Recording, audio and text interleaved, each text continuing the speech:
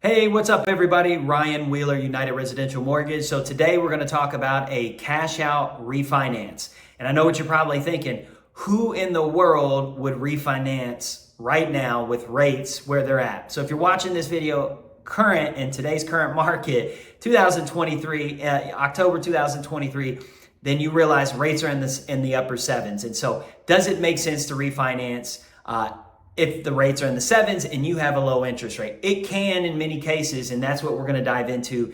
I've got dozens of clients this year that we've refinanced with a cash out refinance to pay off high interest debts that are saving thousands of dollars, $1,000 or more dollars per month on their outgoing expenses. And we're gonna get into that. First off, why would you do a cash out refinance? Basically would leverage your equity to either pay off credit card debts, pay off other loans, student loans, pay off, consolidate a first and a second mortgage, just pull cash out to buy an investment property or a lake house, or just if you want to pull cash out for whatever reason that you have intent, you want to start a business or whatever. But the number one reason in today's market, I can't believe I left this out, home improvements. Probably one of the biggest ones outside of consolidating high interest credit cards. Now the question is, do some of those things make sense in a high interest rate environment? When rates are in the upper sevens, does it make sense to do a cash out refinance?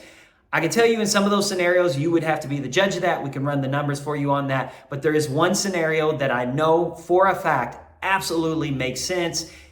Even if you have a 2, 3, or 4% interest rate on your current mortgage, trading that mortgage in for an interest rate of 7 in the upper sevens can make sense. And I know you're probably thinking that I'm crazy right now and that this makes no sense, but hear me out.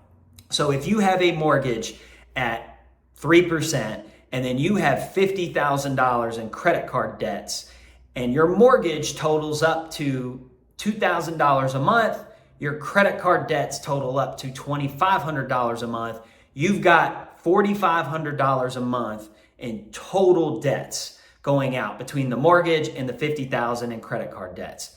If we consolidate those into one new loan at a rate in the sevens, and that new loan is now at $3,000 versus $4,500, it has saved you $1,500 a month, which comes out to $18,000 a year. And so what you have to look at is the blended rate. And the blended rate means that $50,000 of credit card debt is probably all at 15, 20, 25% interest. Yes, I know you have the 2% interest on your mortgage, but is that 2% interest right now saving you $1,500 a month?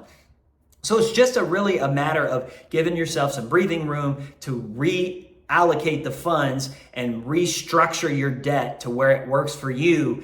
So when you have that $1,500 savings, you can use that for other purposes now, and you can use a large chunk of it to apply back at the principal of the loan to pay the loan off faster, but at least you're out from under that high interest credit card debt. And then when rates do come down in the future, which they will, we'll slide into a recession, rates will be down in the next 12 to 24 months by 2%. Your equity will be even higher because when rates come down, more buyers will get in the market to drive up home prices again. You'll have even more equity at that point. And we'll be able to do a streamlined refinance to refinance you into a lower interest rate. You'll never get back to your 2s or 3s, but we can get you back into the 5s at some point down the road. They'll be there, and that will make sense, and you'll shave even more money off that payment. So that scenario makes sense. Another scenario that could make sense is pulling the equity out to potentially buy an investment property or a lake house or something.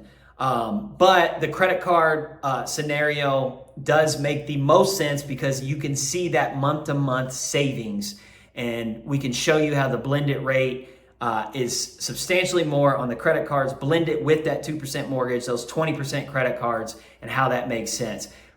Using it for home improvements doesn't always make sense. Sometimes a home equity line of credit is best for that. And then in the future, when rates drop, you can even consolidate your home equity line of credit in with that first mortgage. But ultimately, how this works is you're leveraging your equity. So your equity is just the difference in the loan, your current loan balance, and what the home appraises for. So if the home appraises for $500,000 and you owe $300,000, you have $200,000 in equity. that you could have access to potentially. But when you're doing a cash out refinance, you will be limited by most lenders, most programs at 80% of the home's value. So it'll leave 20% equity in the home. VA does allow you to go up to 100% in some cases, but normally 90% is kind of the threshold. But they do have some special cases where you can go to 100% of your home's value. But at the end of the day, the home prices are going to continue to grow and rise in this area, especially in central Kentucky. So you're going to continue to add equity to your home. So leveraging your equity specifically for a cash out refinance can make a world of difference. It can change your financial future, because if you're swimming in $30 to $50 or more $1,000 in credit card debt, that can be very stressful, and that can be almost impossible to get out from underneath that. So doing a cash out consolidation makes all the sense in the world. So I hope you found this helpful. If you'd like me to run some numbers for you, work up a proposal or something like this makes sense, or that you think might make sense for us to at least run the numbers to see what it looks like, please reach out. Give me a call. You can go to schedulewithryan.com and schedule a time on my calendar for a consultation, or feel free to text me or email me or call me, and we can set up a time to talk. All my information will be below in the description. So thanks a lot for watching. I hope you found this helpful. Take care. We'll see you on the next one.